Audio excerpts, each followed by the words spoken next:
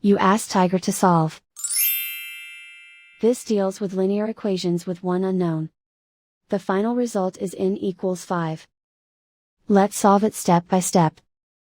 Simplify the expression. Expand the parentheses. Group like terms. Simplify the arithmetic. Group all in terms on the left side of the equation. Add into both sides.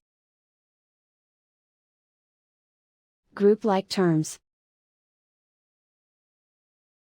Simplify the arithmetic. Group like terms. Simplify the arithmetic. Group all constants on the right side of the equation. Subtract 12 from both sides. Simplify the arithmetic.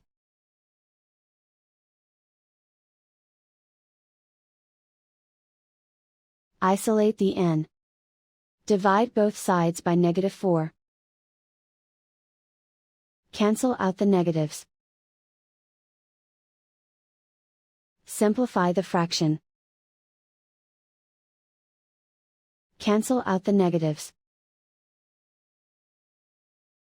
Find the greatest common factor of the numerator and denominator. Factor out and cancel the greatest common factor. And so the final result is n equals 5.